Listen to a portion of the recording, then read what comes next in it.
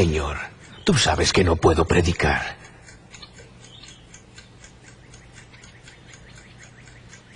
Bueno, si tú me muestras el camino, es decir, si tú envías una invitación para que yo predique, entonces, Señor, iré.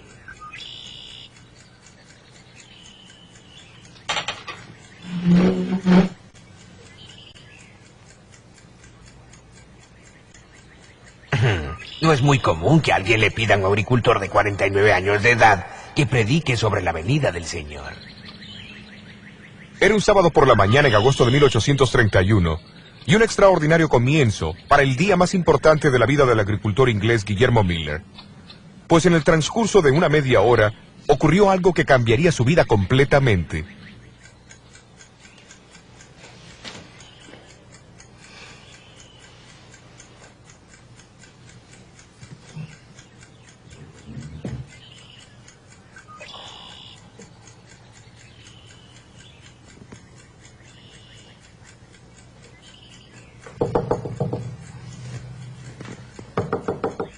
Pase. Sobrino, ¿qué pasa? Tío Guillermo, el pastor de nuestra iglesia no podrá predicar mañana. Papá me mandó que te pida que vengas y nos hables sobre lo que estás estudiando en la Biblia. Sobre las profecías y la segunda venida de Cristo. ¿Vendrás?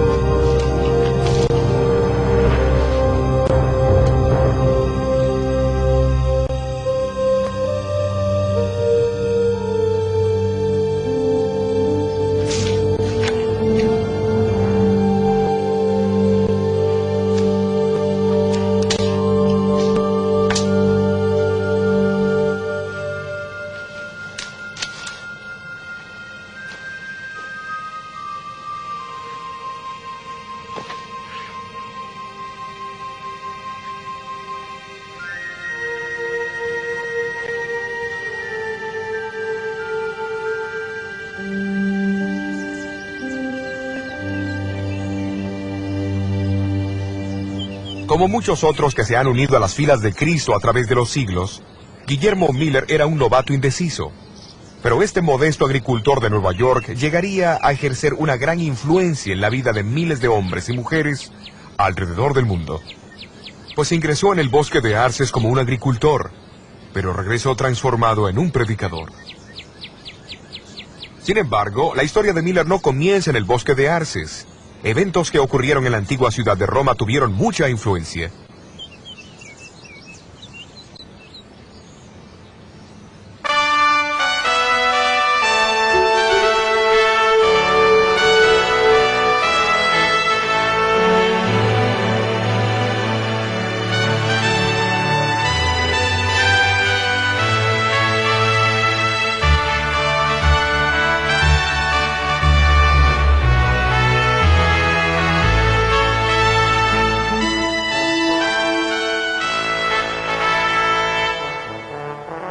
La Capilla Sixtina, cerca de la Basílica de San Pedro en Roma, es famosa por su historia y arte.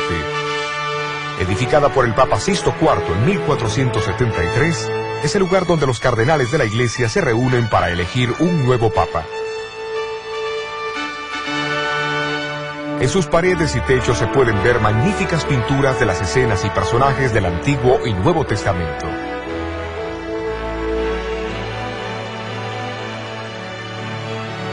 Pero la Capilla Sixtina es también significativa por otra razón, pues allí se encontraron la profecía y la historia. Miguel Ángel nunca hubiera imaginado cuando pintó la figura de Daniel en el techo, al comienzo del siglo XVI, que una de las profecías de Daniel se cumplirían en menos de 300 años más tarde.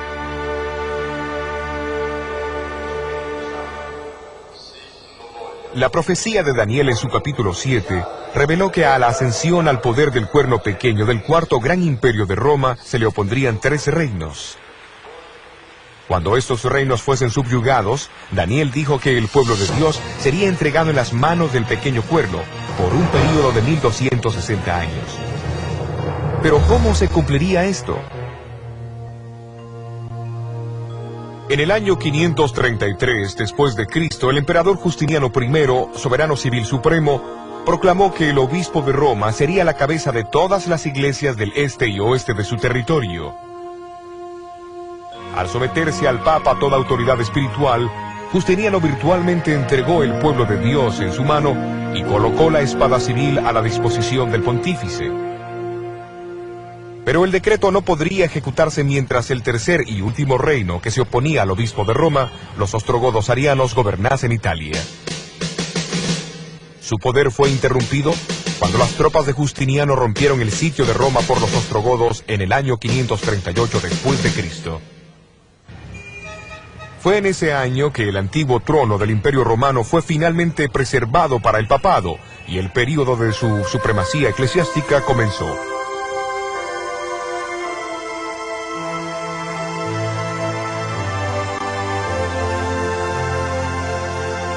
$1270 años después, Napoleón ordenó a su lugarteniente, el general Berthier, que marchara hacia Roma y subyugara la supremacía de su iglesia. En febrero 15 de 1798, el nuevo gobierno republicano fue establecido y sus emblemas y armamentos removidos de la ciudad.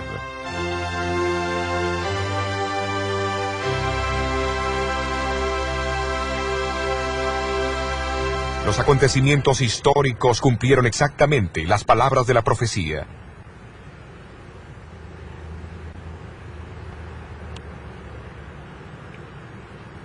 Poco más de 100 años antes, un doctor en divinidades de la Universidad de Oxford había sido el primero en declarar que la profecía de los 1260 años terminaría, como él decía, un poco antes del año 1800. Luego otros tomaron la misma posición. Algunos, como el famoso clérigo, filósofo y científico Joseph Priestley, hasta dijo que Francia sería el instrumento más adecuado para el cumplimiento de esa tarea. Cuando el golpe finalmente cayó sobre Roma en 1798, un coro de voces en Inglaterra, Europa y América atestiguaron el fin de los 1260 años de supremacía papal. A pesar de las diferencias de credo en otros puntos de fe, había una notable unidad en las interpretaciones proféticas básicas, recibidas de los primeros grandes reformadores. Ellos enseñaron acerca de los 4 imperios universales, las divisiones de Roma, el surgimiento del anticristo, el principio del día por año y la proximidad del juicio y la segunda venida de Cristo. Al despertar su interés en tan notable cumplimiento de la profecía, estos estudiantes de la Biblia empezaron a observar detenidamente la profecía más larga en el tiempo de Daniel, descrita en el capítulo 8. La predicción se encuentra en el versículo 14, en respuesta a una pregunta hecha sobre el tiempo que la visión cubría. ¿Cuándo Dios haría algo? Sobre el poder desolador que pisoteaba su santuario y su pueblo, la respuesta es la siguiente. Y él me dijo, hasta 2300 días de tarde y de mañana, y el santuario será purificado. El estudio de este periodo de tiempo ha intrigado a los estudiantes de la Biblia por cientos de años. Eruditos judíos, desde el comienzo del siglo VIII, y eruditos cristianos, desde finales del siglo XIII, han identificado los 2300 días como 2300 años. Pero aunque muchos siguieron estudiando esta profecía, su significado seguía siendo un misterio. No debe sorprendernos, porque en Daniel 8, el ángel Gabriel le dijo a Daniel que el período de 2300 días años no se cumpliría hasta el tiempo del fin. Y en Daniel 12, Dios ordena al profeta a sellar su libro hasta ese mismo tiempo. Evidentemente, el significado de la profecía de los 1300 años no debería entenderse claramente hasta que el tiempo de su cumplimiento estuviese cerca.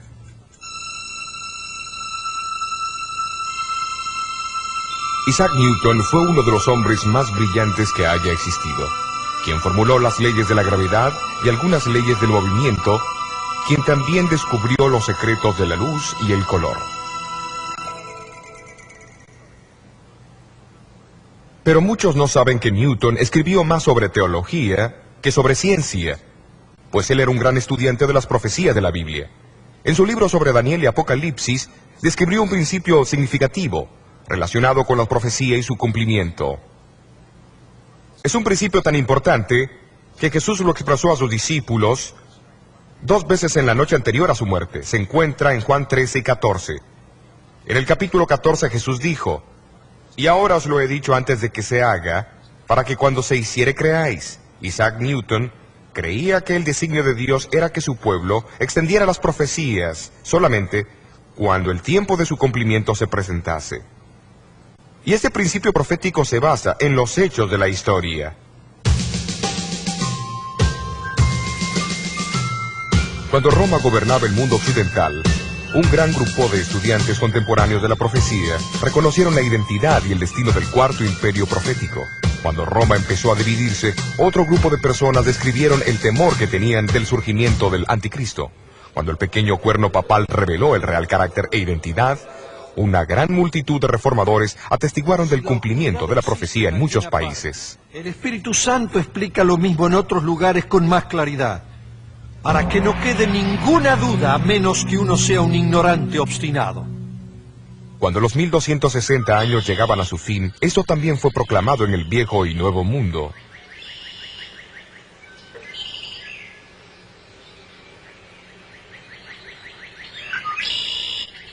Pero en el siglo XIX, el foco de interés en diferentes continentes y países y entre todos los grupos denominacionales eran los 2300 años de Daniel 8. Y uno de esos testigos fue el predicador bautista, que llegó a ser el líder en los Estados Unidos del gran movimiento que enfatizó la segunda venida de Cristo, al comienzo del siglo XIX, Guillermo Miller. ¿Pero qué clase de hombre fue Guillermo Miller? Miller nació en Massachusetts en 1782. Cuando él tenía 4 años de edad, su familia se mudó a Lowhampton, Nueva York.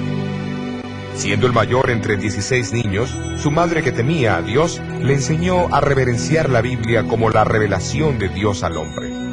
A la edad de 21 años, Miller se casó con Lucy Smith y luego se mudaron a la cercana ciudad natal de ella, Pawnee, Vermont.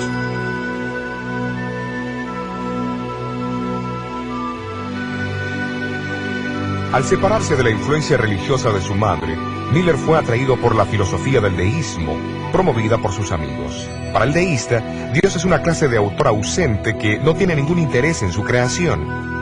En consecuencia, la oración, la Biblia o la noción de un Salvador no tiene significado. En su libro Apología y Defensa, Miller más tarde describió esta experiencia.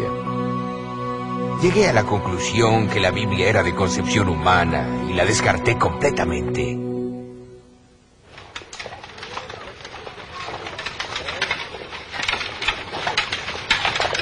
Pero Miller poseía cualidades personales que incitaban a otras personas a confiar en él.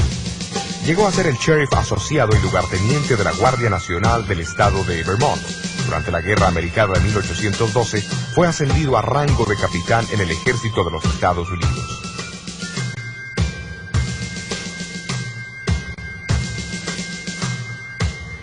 En el verano de 1814, peleó en la famosa batalla de Plattsburgh, uno de los conflictos decisivos de la guerra. Las fuerzas americanas estaban inquietas ante los bien entrenados y disciplinados ingleses, quienes eran 3 veces más numerosos que ellos.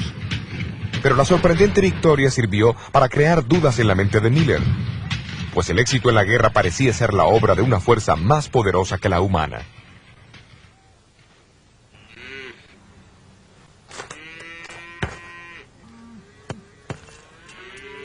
En 1815, Miller regresó a Lowhampton y edificó en un terreno de 80 hectáreas esta cómoda casa de 2 pisos cerca de un bosque de arces. Aunque ahora creía en un ser supremo, todavía no creía que Dios había dado alguna revelación por escrito. Sin embargo, un día, al convencerse de su iniquidad, comenzó a preguntarse cómo un ser justo podría salvar a los violadores de su ley. De repente, la personalidad de un Salvador se le impresionó vívidamente. Sintió que podía confiar en la misericordia del mismo. ¿Pero existía ese Salvador?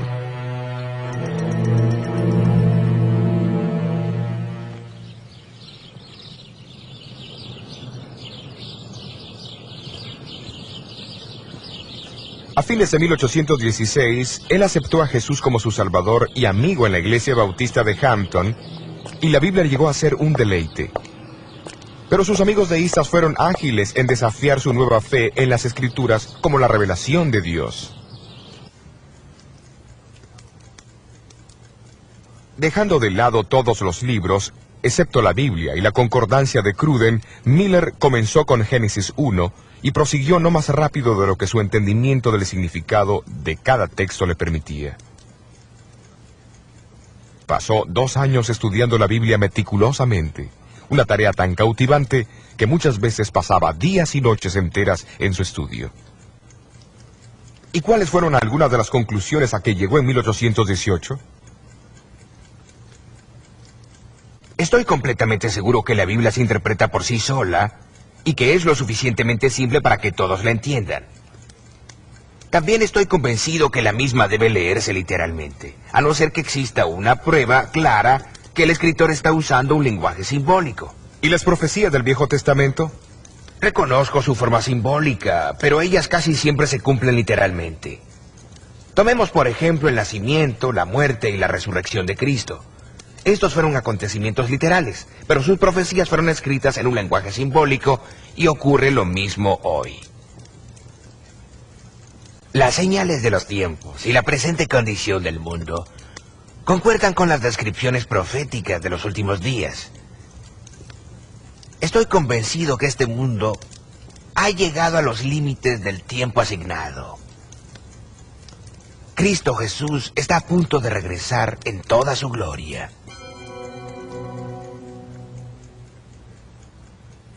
La conclusión de Miller fue interesante, pues era contraria a la idea predominante de la mayoría de las iglesias protestantes de su tiempo sobre la segunda venida. Estos enseñaban que el milenio, o período de 1000 años descrito en Apocalipsis 20, comenzaría con una conversión mundial. Esto llevaría a un reinado milenario de paz y justicia en la tierra. Entonces la segunda venida de Cristo ocurriría al final de los 1000 años. Mientras muchos pensaban que ellos reconocían las señales que indicaban que el milenio se iniciaría al comienzo de los 1800, Miller por su lado estaba convencido de que la venida de Cristo era inminente y que ocurriría al comienzo de los 1000 años.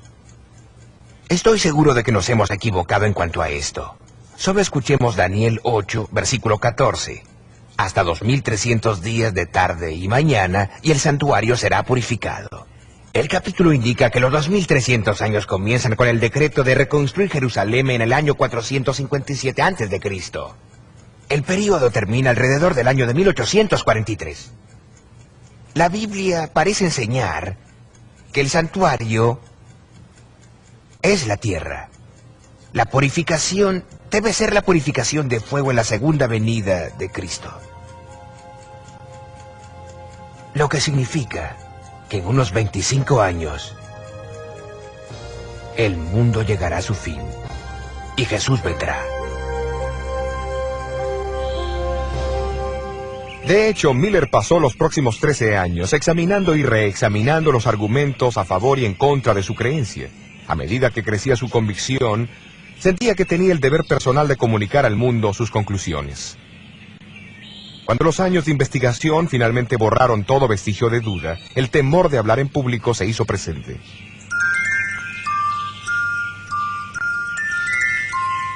Hasta aquel sábado en el bosque de Arces en agosto de 1831,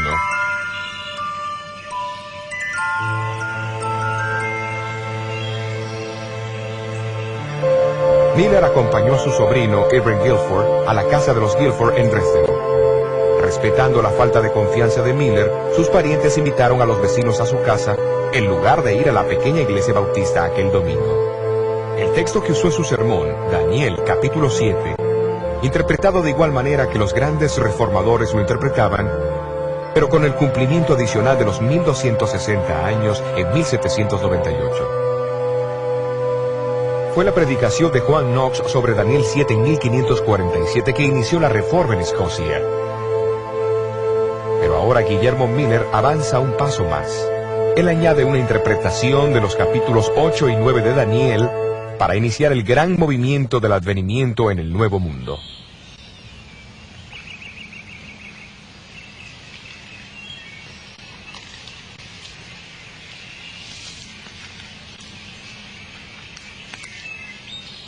Cuando Miller regresó a la casa, empezaron a llegar invitaciones para predicar en lugares cercanos y lejanos. Su segunda serie de reuniones tuvo lugar en esta imponente casa de reuniones bautista en Polney, su antigua ciudad natal.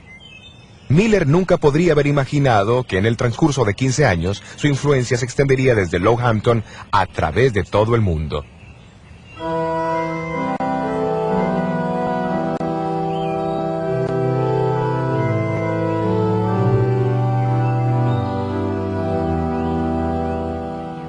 Aunque Miller había llegado a sus conclusiones por el estudio personal de las Escrituras, sus opiniones no eran del todo nuevas.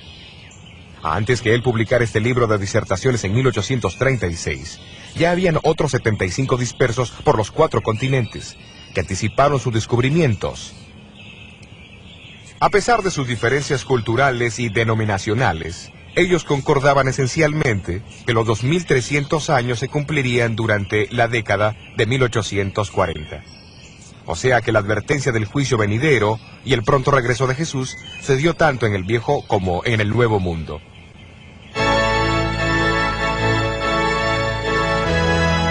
Solamente en Inglaterra más de 1000 ministros la propagaron.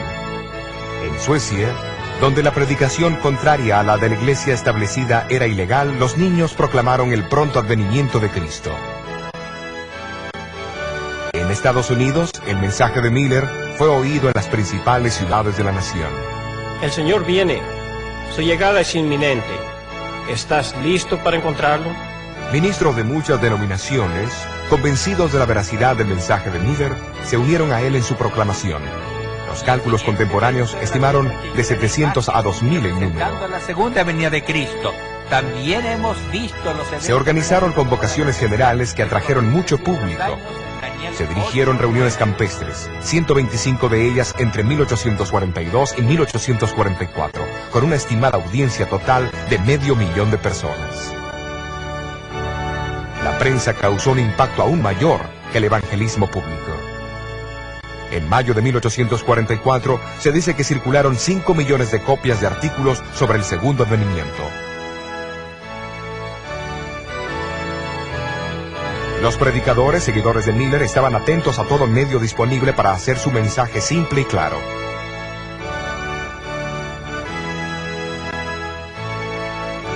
Este cuadro, con sus fotos y figuras, claramente se enfocaba en el año climático de 1843, la fecha aguardada por la venida del Señor.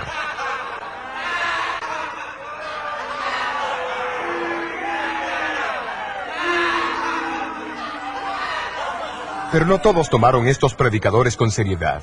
Un legislador introdujo una propuesta para posponer el fin del mundo hasta 1860. Otro ofreció reservaciones de asientos para escaparse en un globo aerostático por $200.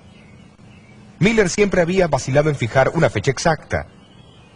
Mientras el año de 1843 se acercaba, más lo presionaban. Porque el año sagrado de los judíos comenzaba en la primavera. En el año 2300, desde la primavera del año 457 a.C., se cumpliría entre las primaveras de 1843 y 1844. La primavera de 1844 pasó, y Cristo no vino. Volviéndose las Escrituras para una solución a su problema, los seguidores de Miller encontraron la parábola de las 10 vírgenes en Mateo, capítulo 25. En el versículo 5 leyeron la frase, y tardándose el esposo. Evidentemente habría un tipo de tardanza, y así ellos esperaron hasta agosto de 1844, cuando ocurrió un acontecimiento extraordinario. En las reuniones campestres de Exeter, Nueva Hampshire, Samuel Snow, un predicador seguidor de Miller, reavivó a su audiencia. Primero mencionó que, de acuerdo a Esdras 7, el decreto de reconstruir a Jerusalén, que inició los 2300 años, no comenzó hasta el otoño del año 457 a.C. Siendo así, los 2300 años tendrían que terminar en el otoño, no en la primavera. ¿Pero qué día del otoño? Basándose en sus estudios de las fiestas primaverales y otoñales de los judíos en Levítico, Snow concluyó que Jesús aparecería en el 10º día del 7º mes. La mejor evidencia indica que el 10º día del 7º mes judío ocurrirá el 22 de octubre de 1844. Así que en menos de 3 meses, el esposo estará aquí para buscar a su esposa. No es tiempo para que escuchemos el clamor de la medianoche. He aquí, el esposo viene, salid a recibirlo. Las colinas de Nueva Inglaterra pronto resonaron con el clamor de la medianoche. Miller estaba entre los últimos en aceptar esa fecha. Pero él y otros líderes sintieron que guardar silencio parecía contrariar el trabajo del Espíritu Santo.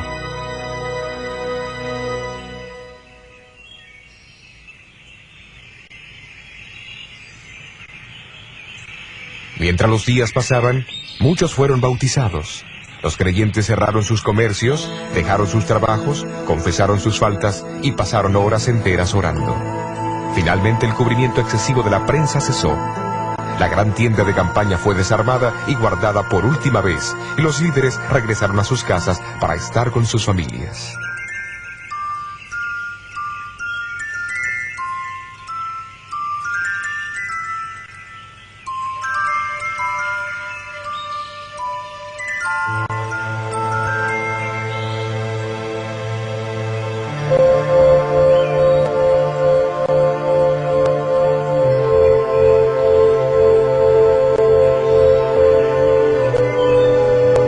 El mes de octubre es otoño en Nueva Inglaterra. Un poco más allá de este bosque de arces donde Miller había luchado con Dios, hay un gran promontorio de piedra caliza. Es conocida hoy como la Roca de la Ascensión. Aquí los amigos de Miller se congregaron el martes 22 de octubre y mirando hacia el este, esperaron con devoción la venida de Jesús.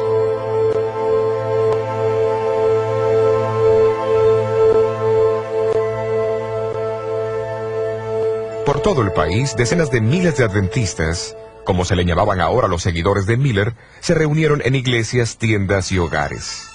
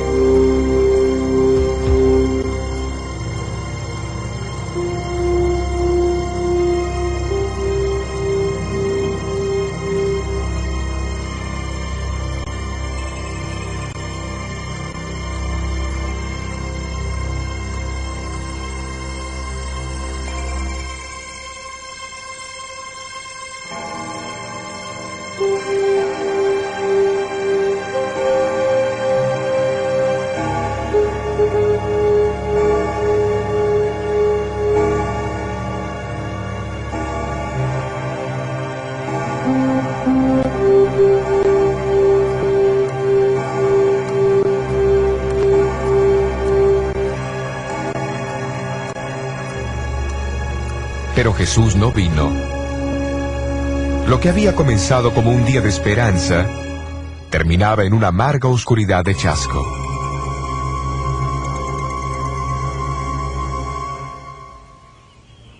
En los días y semanas que siguieron, la humillación, la confusión y la duda amenazaron sumergirlos. Inevitablemente el impulso pujante del movimiento del adventismo cesó abruptamente. Algunos lo abandonaron. ¿Los había engañado Guillermo Miller? Miller nunca abandonó su fe en el pronto regreso de Jesús. 4 años después del chasco construyó esta pequeña capilla en su finca, detrás de la Roca de la Ascensión, y el grupo de creyentes que siguieron compartiendo la esperanza de Miller se reunían aquí con él y su familia.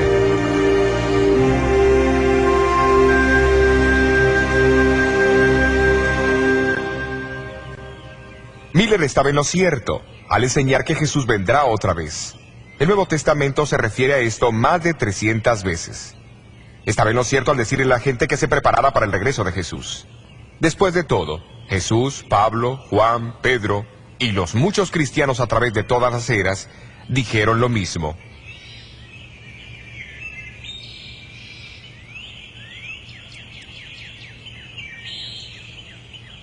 Miller estaba en lo cierto al enfocarse más en Jesús que en una fecha.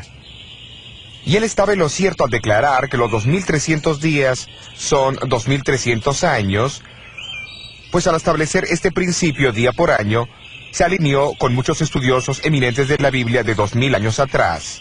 Y al proclamar que los 2300 años se extenderían a la década de 1840, Miller fue solamente uno entre miles de estudiantes contemporáneos de la Biblia que creían lo mismo. Entonces, ¿qué pasó?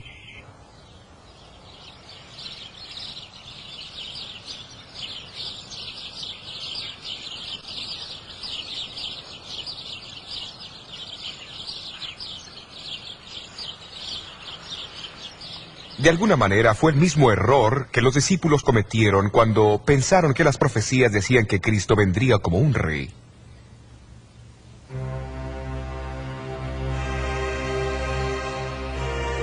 No fue un error de una persona irracional o los cálculos insensatos de un fanático, sino que fue un honesto malentendido del significado de la frase del Antiguo Testamento, donde menciona la purificación del santuario. Pero ¿por qué Dios permitió que el hombre, que él había llamado inequívocamente para un propósito, cometiera tremendo error? Tal vez nunca sepamos la respuesta completa a esta pregunta. Pero recordemos que en aquel tiempo, muchos cristianos creían en una conversión mundial que culminaría con el regreso de Jesús al fin de los 1000 años. Tal vez Dios en su amor estaba enviando un mensaje al mundo de una manera alarmante para advertirle de los crecientes problemas y maldades que padecerían al inminente retorno de su Hijo, antes de los 1000 años. Miller estaba en lo cierto sobre el cálculo de la profecía de los 2300 años de Daniel. Algo ocurriría al final de los 2300 años. La purificación del santuario. Tal evento demandaba una amplia publicidad y la más grande atención posible. Pero lo que significaba ese evento, y el propósito que tenía, era para otros descubrirlo.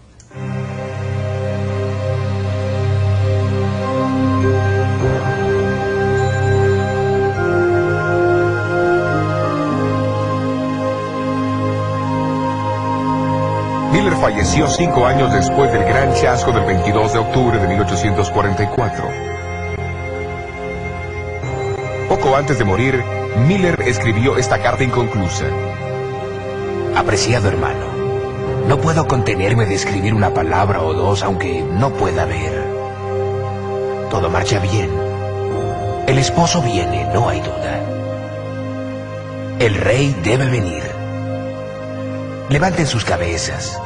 Muestren regocijo. No sean creyentes infieles. Pronto veremos al que hemos buscado y esperado.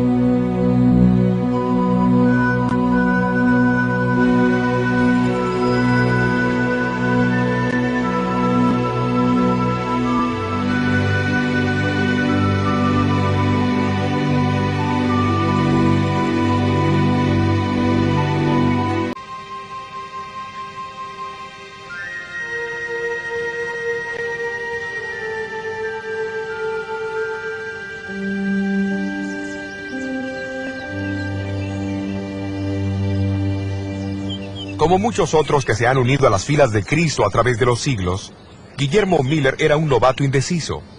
Pero este modesto agricultor de Nueva York llegaría a ejercer una gran influencia en la vida de miles de hombres y mujeres alrededor del mundo. Pues ingresó en el bosque de Arces como un agricultor, pero regresó transformado en un predicador. Sin embargo, la historia de Miller no comienza en el bosque de Arces. Eventos que ocurrieron en la antigua ciudad de Roma tuvieron mucha influencia.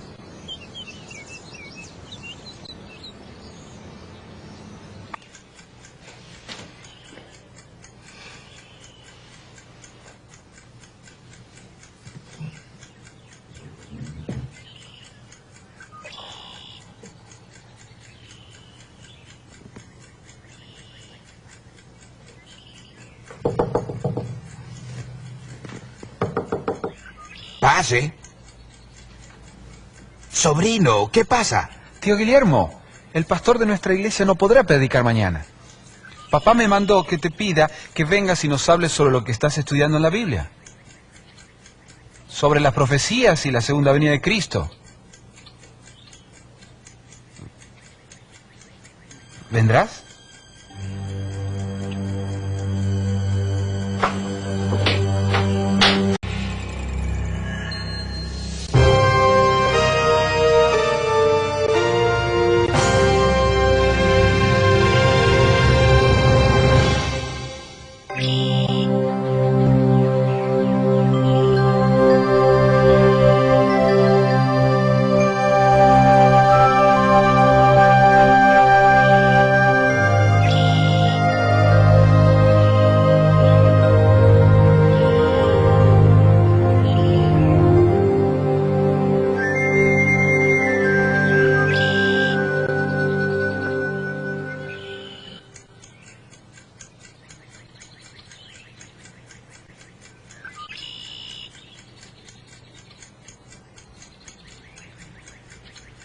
Señor, tú sabes que no puedo predicar.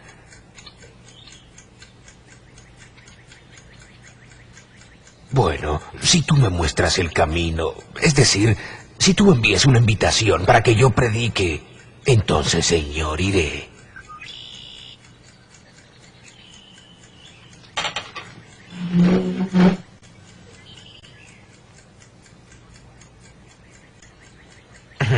No es muy común que alguien le pida a un agricultor de 49 años de edad que predique sobre la venida del Señor.